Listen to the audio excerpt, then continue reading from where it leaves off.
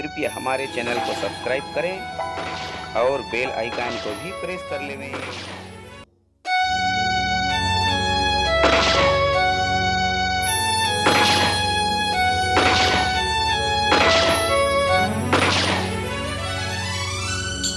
अमर शहीद बलिदानी मनला श्रद्धा के फूल अर्पण है।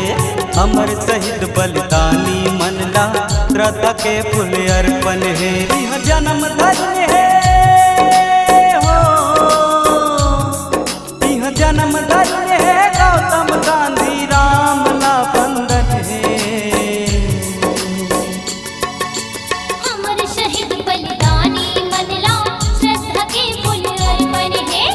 अमर शहीद बलिदानी मनला श्रद्धा के फूल अर्पण है।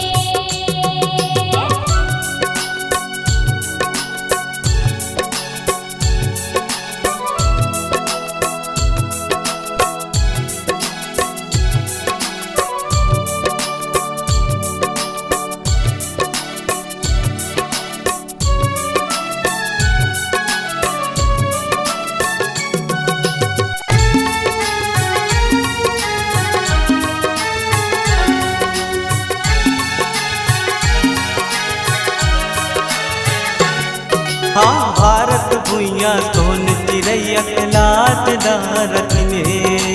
लाज रखिन हेगा, लाज रखिन हो है। अंग्रेज मन ला भगा देगा ये देश ला आजाद करिन है। ये देश ला आजाद करिन हेगा, ये देश ला आजाद करिन है।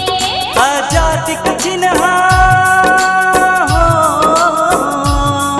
आजादी का चिन्हा देखो भैया लहरावत है सड़क में।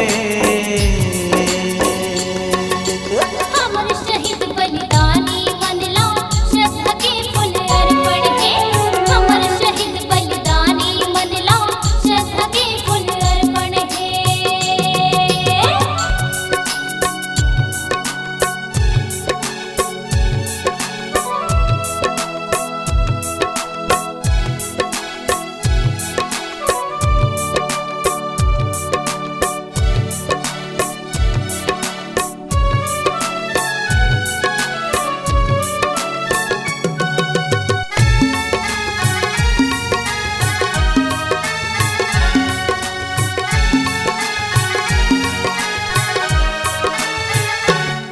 हाँ ये देश के खातिर बर भैया प्राण अपन लुटाई से।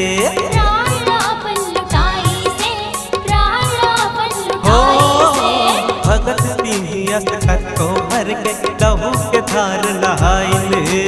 लहू के धार नहाइन है, लहू के धार नहाइन है। छुटकारालिन है हो, छुटकारालिन है रज के बंधन ले।